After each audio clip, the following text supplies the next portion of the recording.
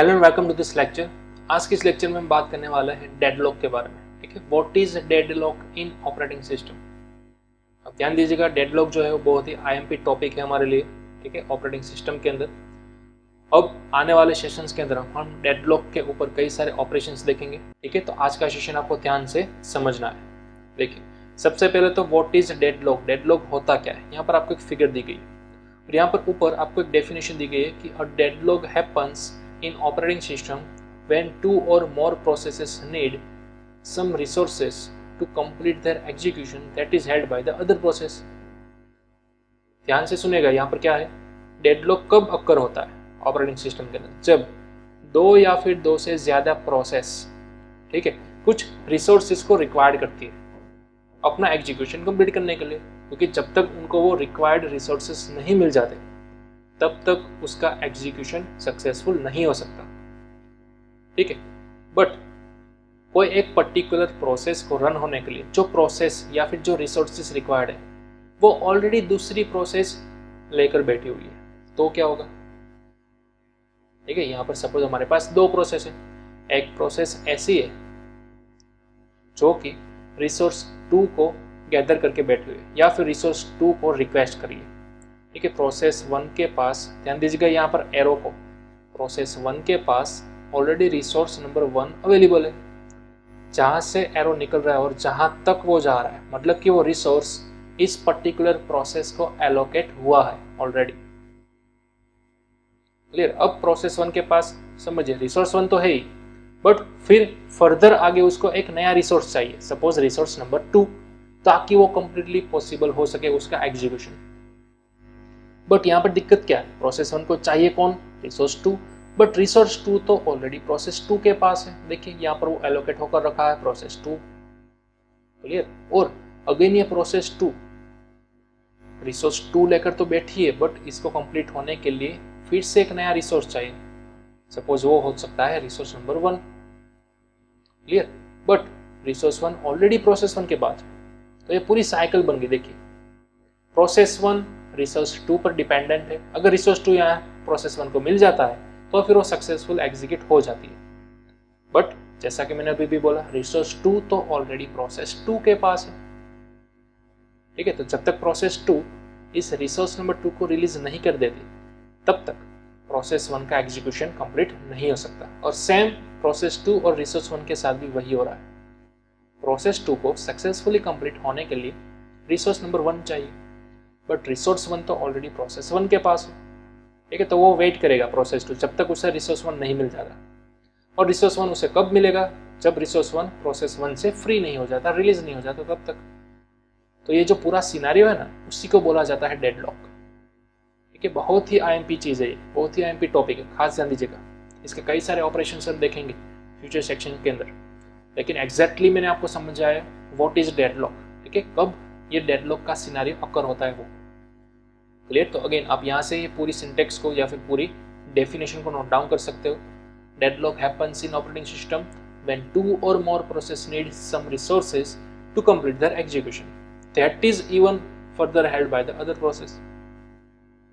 Clear. तो इसी को बोला जाता है one type of deadlock scenario. Okay, चलो नेक्स्ट आगे बढ़ते हैं। यहाँ पर ध्यान दीजिए, और ये जो पूरा डिस्क्रिप्शन लिखा गया है, ठीक है, वो पूरा का पूरा इसका डिस्क्रिप्शन ही है, इसका एक्सप्लेनेशन ही है, जो कि मैंने अभी भी आपको समझाया। देखिए, in the above diagram the process 1 has resource 1, right, जैसा कि मैंने अभी बोला, रिसोर्स 1 प्रोसेस 1 के पास है and it needs to acquire resource 2। Process 1 के पास रिसोर्स 1 तो है, बट उसको अगेन रिसोर्स 2 को एक्वायर करना होगा ताकि वो सक्सेसफुली कंप्लीट हो सके। तो एक्वायर करने के लिए या फिर रिक्वेस्ट करने के लिए आप एरो का पॉइंट उस तरफ करोगे, जो रिसोर्स आपको चाहिए उस तरफ एरो का पॉइंट रखोगे। Clear. Similarly process number 2 has resource 2। ठीक है, यहाँ पर तो प्रोसेस 2 के पास ये रिसोर्स नंबर 2 ऑलरेडी एलोकेटेड है। क्लियर।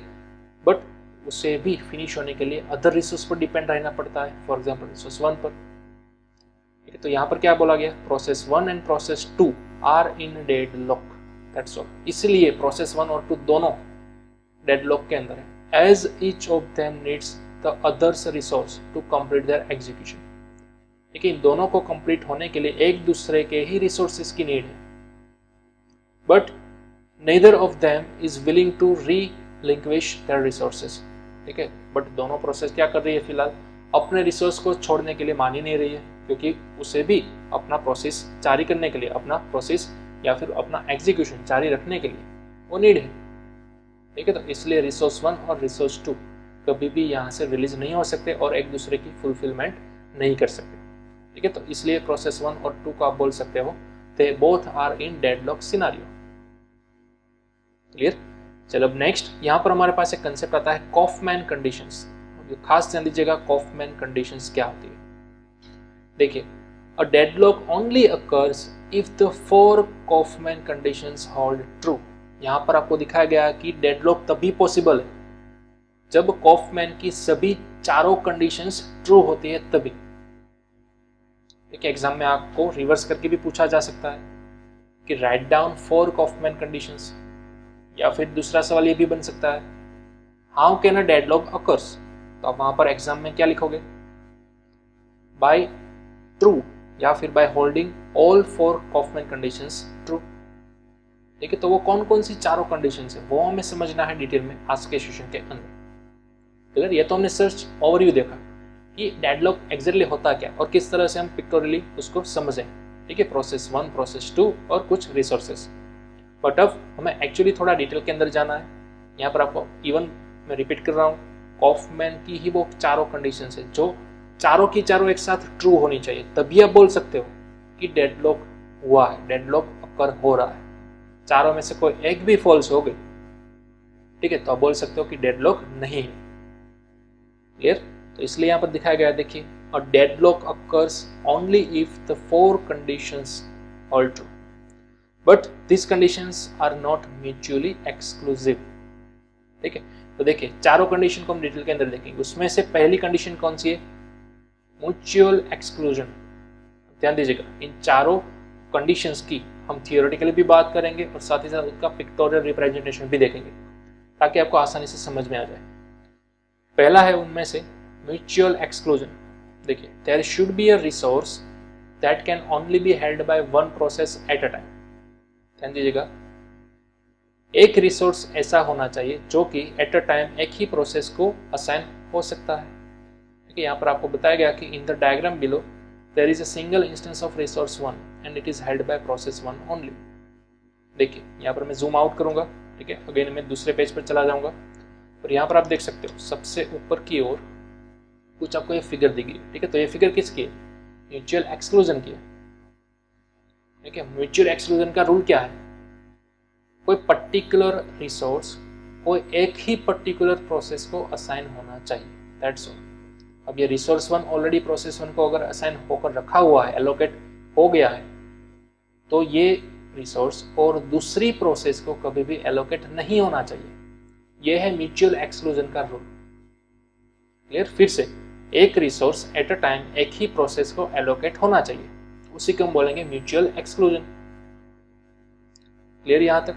ओके, चले, तो ये इसकी फिगर थी। एक रिसोर्स है, एक प्रोसेस है। ठीक है, और वो रिसोर्स इस प्रोसेस को ऑलरेडी असाइन होकर रखा है, एलोकेट होकर रखा है। ठीक है, तो फिर से यहाँ पर अगेन आपका फोकस दिलाना चाहूंगा एरो पर। एरो का इंडिकेशन प्रोसेस की ओर होना चाहिए इस तरह से। ठीक है, यहाँ पर ये रिप्रेजेंट करता है कि ये रिसोर्स इस प्रोसेस को एलोकेट हो चुका है। ठीक है, तो यहाँ पर एरो का इंडिकेशन भी खास मैटर रखता है। ओके, चलिए, दूसरा है हमारे पास होल्ड एंड वेट कंडीशन। ध्यान दीजिएगा, ये सभी कंडीशन किसकी है, कॉफमैन की कंडीशन है। ठीक है, कॉफमैन की चारों कंडीशन ट्रू होनी चाहिए तभी आप बोल सकते हो डेडलॉक अकर हुआ। तो उनमें से दूसरी है होल्ड एंड वेट। चलिए, यहाँ पर क्या है, a process can hold multiple resources and still request more resources from the other process which are holding. In the diagram below process 2 holds 2 resource number 2 and number 3 and is requesting the resource 1 which is already held by process 1।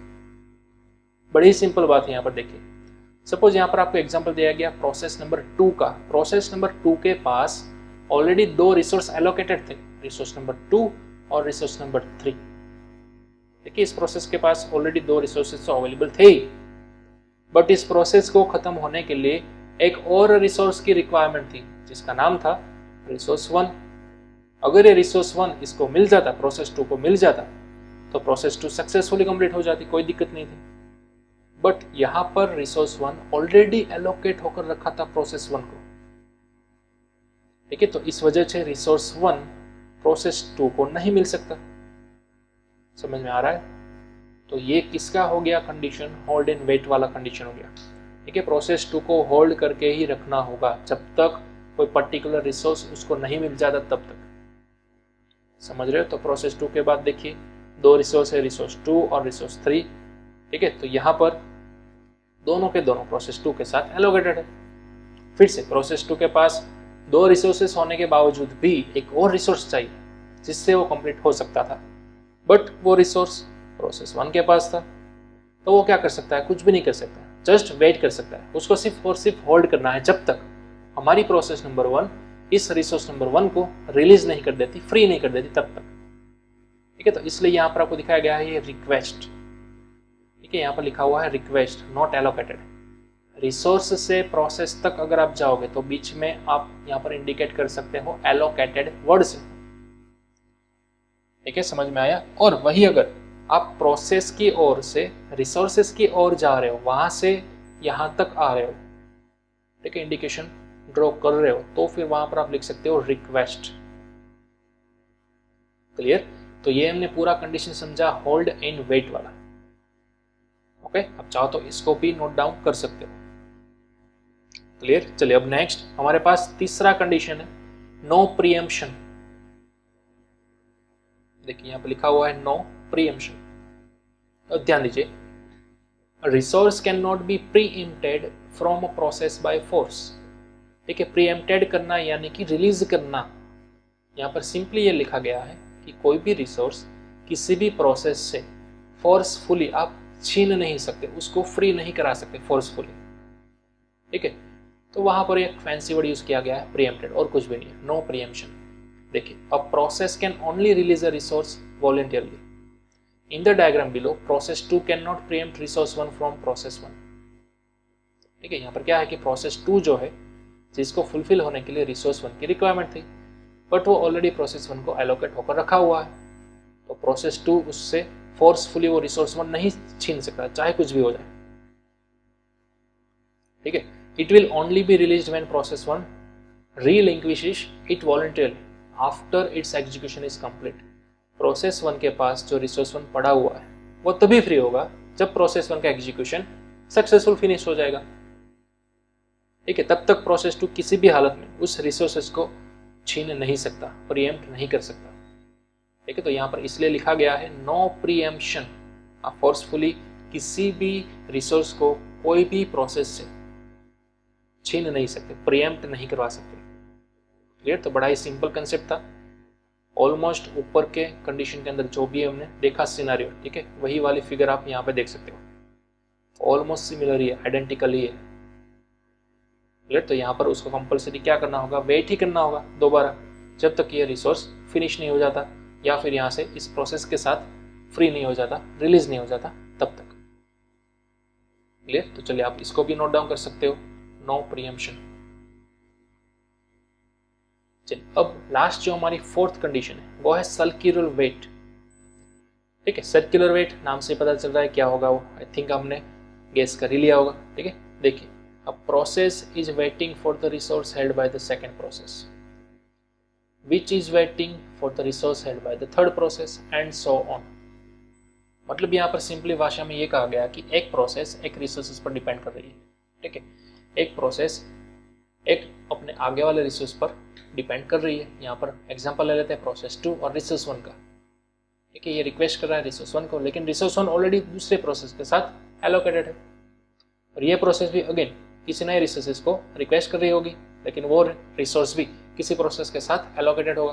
तो बस यही scenario चला आ रहा है, ठीक है। तो इसी सिनेरियो को हम क्या बोलेंगे? Circular wait. जो हमने फर्स्ट फिगर देखी थी ना सबसे पहले लेक्चर के स्टार्टिंग में, बस वही इसकी फिगर थी, इसी को हम बोलेंगे बाय डिफॉल्ट सर्कुलर वेट, ठीक है। तो यहाँ पर क्या बनता है? एक चेन फॉर्म बनकर आती है, देखिए, इसी को हम बोलेंगे सर्कुलर चेन, ठीक है। चलिए इसकी मैं फिगर आपको बता दूं।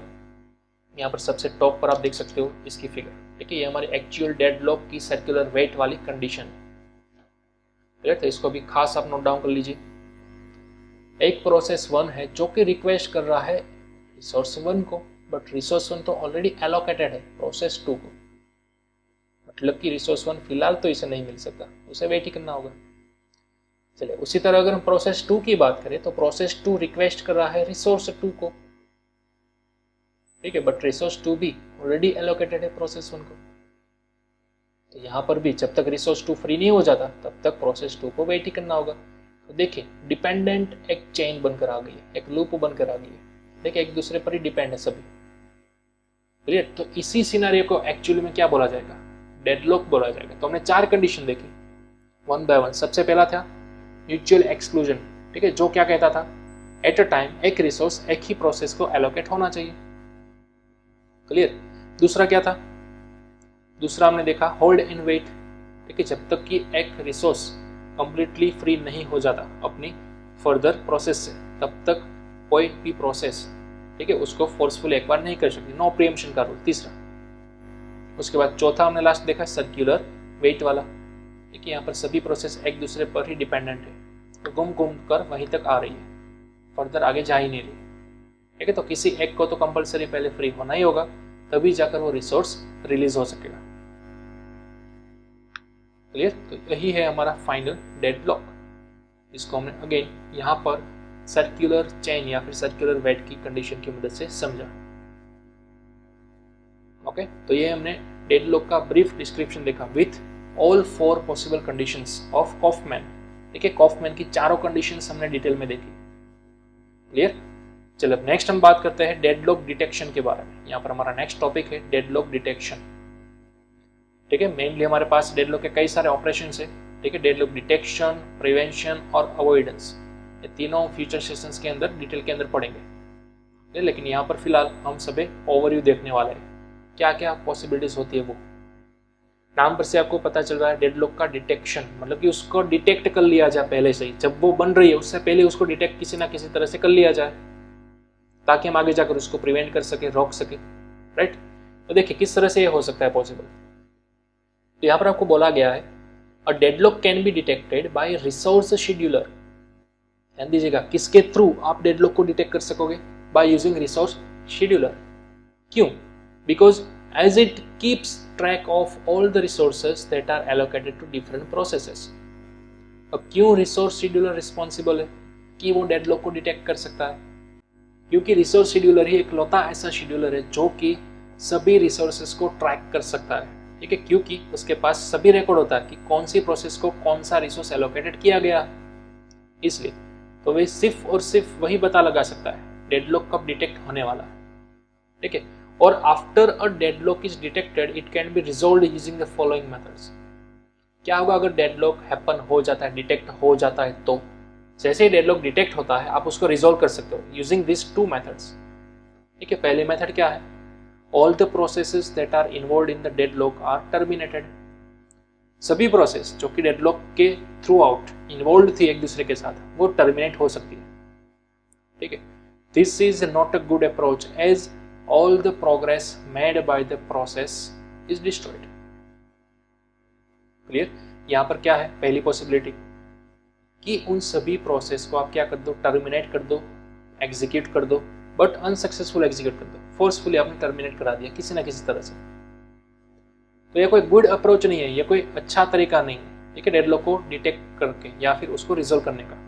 क्यों? क्योंकि अगर आप ऐसा करते हो, ठीक है, अननेसेसरीली, तो जो भी प्रोग्रेस आपकी एक्चुअल में चल रही थी सिस्टम के अंदर, अब प्रोसेस खत्म हो जाती है तो ऑब्वियसली उस प्रोसेस के थ्रू आउट जो आपकी प्रोग्रेस हो रही थी वो भी क्लोज आउट हो सकती है, ठीक है। तो सभी प्रोग्रेस अपनी क्या हो जाएगी, डिस्ट्रॉयड हो जाएगी, ठीक है। तो इस तरह से ये कोई गुड प्रैक्टिस नहीं है, ऐसा आपको बोला गया है। कभी भी आपको प्रोसेसेस को फोर्सफुली टर्मिनेट नहीं करना।